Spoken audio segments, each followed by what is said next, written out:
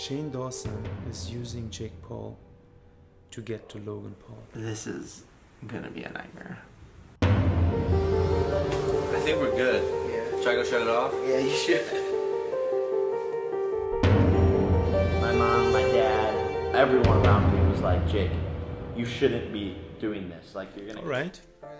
Let's do this one more time, Shane. Before I go to Bali, let's do one more time little review about this documentary series. Almost every part of this series, he's connecting the storyline to Logan and how cool and nice he is. And he really would love to lick his balls. Okay, we got it, Shane. My judgment. Logan is like... so likable. The goal is to die with memories, not dreams. And you are getting very close to your dream, Logan Paul. So here we are. Let's talk about Shane. Or wait, I have to make it more dramatic, right? So that we're getting to this feeling. Okay, here we are. I don't know if you guys are ready for this. The unspoken, the video that might make Shane disappear from YouTube. Okay, seriously, let's go back to normal because this is like ridiculous. A lot of YouTubers are curious if Shane will destroy Jake's YouTube career. Let me tell you something. The world couldn't end this guy's career. Did we just find a dead person in the suicide forest hanging? Dude, this has been, to be honest with you, the hardest time of my life. I've never been hated by the whole world. How can you expect that Shane will end Jake's career? It is impossible. Okay, I'm dead. And there's only one reason why Jake is the first in Shane Dawson's documentary series. It's very easy. He wants to get to the main course. And that is just Logan Paul. But Logan, I feel like, is more likable. Shane is basically doing what Logan did over the last few years. Logan used his little brother for more fame, and now Shane is doing the same shit. Using Jake, a little 21-year-old that you guys have to understand. I would say I hate Logan more than Jake. So I like Jake more, right? People are always giving shit on Jake, and I get it, I do it too. But this dude is 21 years old with so much fame. What do you guys expect? He will be book smart? He grew up in front of the camera. Of course, he will be acting crazy because he is still just a kid, for God's sake. What everyone should understand is if your parents can teach you how to behave and respect others, and on top of it, your older brother takes your girlfriend, then someone else will do it for you. But again, let's talk about Shane Dawson. The Scam of Jake Paul documentary series. There has been many videos out there, but nothing like this. Trust me, keep watching because this is going to be a roller coaster. So we had 6 parts so far. Each video was like 38 minutes and up. A total views of almost like 100 million views. And just to remember, we haven't seen Jake till part 5. And we really haven't learned anything about Jake that we didn't know before after part 5. Oh wait, there was one thing. Wait, what's Jake Paul 2? I had a second account. I gave it to my friend because when Chance left Team 10, he like stole their account. Because Chance and Anthony had an account together, and like Chance left Team 10 and like switched the passwords and like stole the account. And so Anthony was like left without like anything, and so I just gave him my second account. It has like a couple million subscribers. Wait, what the fuck? Wow, 240 minutes into the documentary series and Shane is giving us this information. Thank you, Shane. Let's just say Shane gets $4,000 per 1 million views. This includes brand deals, of course. So times 100, so you're looking at almost $500,000. Come on! Give it to me! 6 figures! But I'm here to go deeper in the 6 parts. So far, Shane is not giving us any relevant information about Jake Paul. He is just collecting his views, subscribers to grow an audience, and so far he's making a good job walking towards the main course, Logan Paul. And I want to get out. So do I jump into the mind of Logan?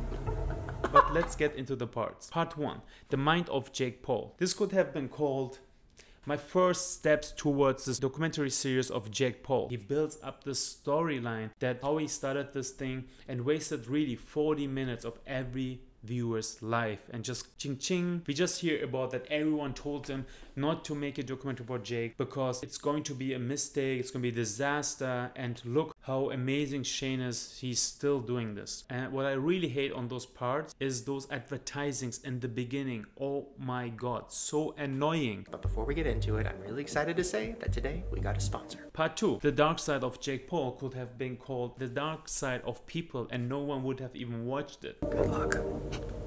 You know, this was like another BS episode where we won't see Jake Paul. Instead, he talks to someone that's supposed to know the shit. I mean, it was a little creepy. And again, of course, what would you do without advertising? This time I was actually surprised that he did this BetterHelp app advertising. Another scam app where I feel like Shane shouldn't make this mistake. He is the guy that usually questions everything, makes sure it is legit, right? But yeah, when money is involved, better help me get my money, right Shane? Just as a side note, we don't see any advertising after the part 2. Seems like he made his money. Or he just realized I can't make another mistake and get a lot of shitstorm from YouTubers. And then the episode continues with a lot of unnecessary blah blah blah blah, some BS like this here. They have a giraffe. Is that for real? What is that? Do they actually have a giraffe? Yes, Shane, they do have a giraffe. And then they finally arrive at this girl. The only thing that we learn in this episode is actually that 1 in 25 people are sociopaths. She looks like one. You can feel them. I don't know if you can really. It's so creepy. Okay. It's like. But the real king of sociopaths could be only this dude here. Apollo! Apollo, calm down! Calm down! You guys like my new shirt? Half and half. But I mean, on the end, almost every YouTuber is a sociopath, because why would you sit alone in a room to shoot the video, right? To get attention from an unknown person that is sitting in front of the iPhone screen somewhere around the world to watch your videos. Shit, I just dissed myself. Nah, whatever. Fuck them. And then the episode ends again with what Shane actually is focused on. I mean, he's really focused on. Yeah, like everybody loves Logan, loves Logan, loves Logan. He gets away with everything. Gets away with everything because he's so nice and fun and charming. Yeah, Shane, I know. The goal is Logan. Part 3. The family of Jake Paul. First, he apologized about how he fucked up with all the parts that he did before and blah blah blah blah. And do an update and also a disclaimer and also an apology. That's a lot. And I 100% understand. I think I got carried away with the whole like, ooh, I can make this scary. And I love editing scary stuff. And, like, then he's back to his goal. I've been afraid of Logan this whole time. He talks seriously. He talks 8 minutes straight about Logan Paul. And then the episode starts like at minute 10. And then he's watching vlogs of the Paul family all the way till the end of this episode. Comments it like how every person does it when watching these vlogs. And then this freaking girl comes. So they learn like what type of emotional responses get what they want. Like we are 90% into the part and nothing new that will really surprise us. We know his father is the leader in this hierarchy. Then there's Logan, and then there's Jack, and then there's his mom. That's how it always looked like anyways, so we didn't need that. And of course, Shane is trying to showcase again Logan to get into. And it was always obvious that Jack is always under the shadow of Logan. But in this episode, I came to conclusion that Shane won't make it to Logan Paul documentary series. Logan's father would not give a shit to Shane, and Shane will be walking just with a few $100,000 and million new subscribers. And then we have part 4, the enemies of Jake Paul. This is like the best. After getting so much shitstorm from YouTube, Him having a mini panic attack over the fact that Jake Paul's left him an answer machine message. What is the big deal? I'm shaking. I'm like I'm bored of the content. Whew, I'm nervous. Okay, all right. Should we listen to this before we get into everything? Yeah. Okay. For sure, dude. I'm excited. I'm excited we're doing this. Buckle the fuck up. and then he was like, bitches get ready, I'm coming, but again just blah blah blah blah. And then we come to part 5, the world of Jake Paul. We finally finally, man, getting less of B-roll actions and more like the man what this documentary was actually about in the first place. Want to know everything. Okay, no, I'm kidding. The man that everyone really waited for is... Let's get to know Jake Paul. And if you ask me how I feel so far, he makes such a show of going to the Team 10 house, meeting Jake for the first time. Like if this is like, something like if he's going to the president. Okay, today's the big day. I had a panic attack in the middle of the night where I thought I was going to die. I want to have fun. I want to enjoy spending time with Jake Paul. I can't believe I just said that. Dude, chill. I mean, go like a man, sit in the room, talk 2 to 3 hours, ask him questions, what you have in your mind, and call it the fucking day. You have your psycho friend anyways next to you. I know. That I'm pretty sure will answer all your questions after the meeting with Jack. So chill the fuck up. But then yeah, he finally arrives at like minute 10 at the Team 10 house. Nice to meet you. Oh my god. I'm surprised this is like the first time we're like finally meeting. It's really weird. After like years of knowing about each other, I feel like. We have a lot of mutual friends too. But this episode is more like, let's chill, let's make just a little heavy discussions here and there, let's get to know each other. And he's actually like vlogging in the Team 10 house like if he's a just normal vlogger and walking around. This is like how I would film, you know, like it's nothing really special about this. He's not giving us too much information about part 5. He's just talking a little bit more with Jack and that's about it. And ladies and gentlemen, we found another sociopath that joined this documentary series.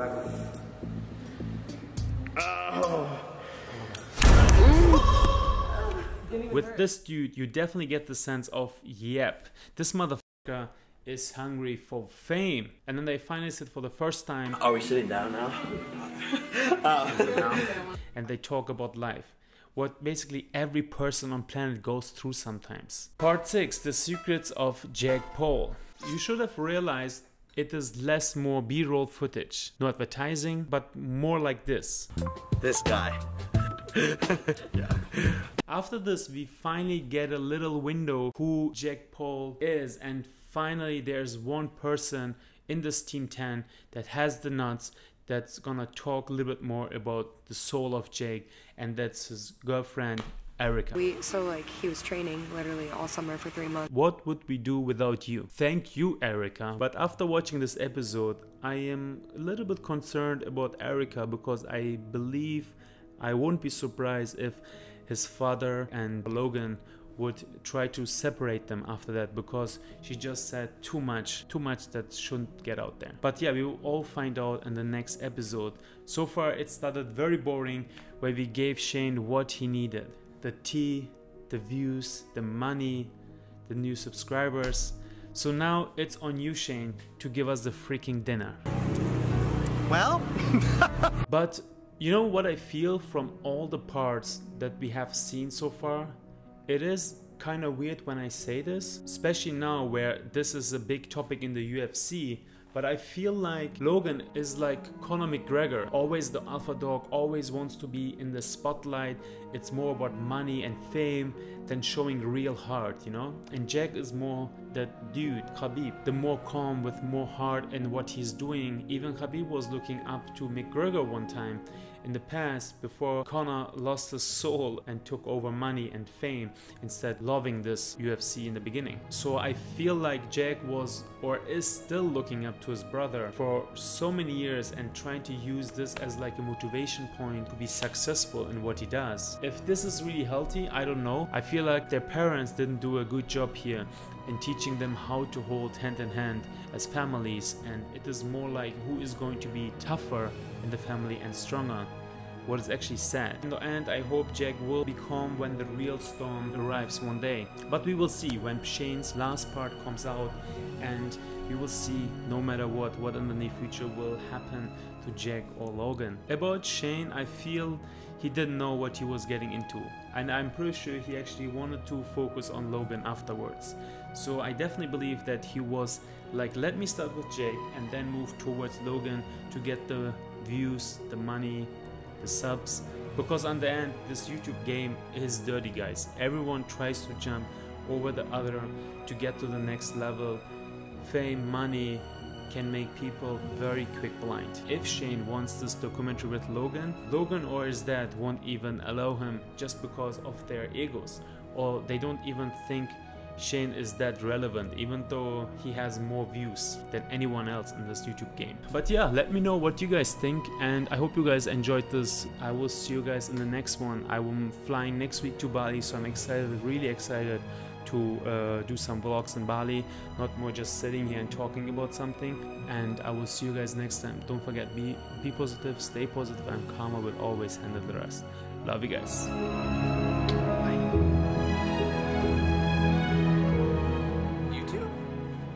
Is that you? Oh my god! It's been so long. But we got good news, guys. We're coming back. We love you. Make the heart. Yeah, make a heart. We love you. It's because we love you.